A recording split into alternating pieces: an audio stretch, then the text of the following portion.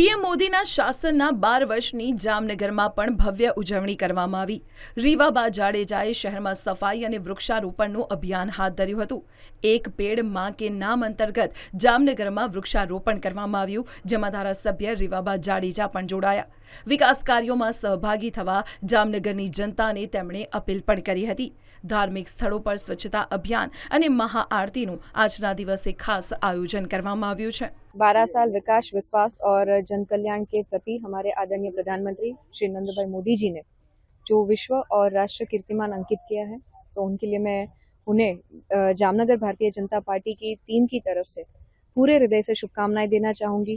ईश्वर उनको दीर्घ आयुष्य और दीर्घ स्वास्थ्य प्रदान करे, और साथ ही साथ ये जो 12 साल में उनका कार्यकाल रहा है, तो अनेकों अनेक जो संकल्पना है हमारे बीच एक जन भागीदारी के तौर पे उन्होंने रखी, जिसमें से एक है स्वच्छता अभियान।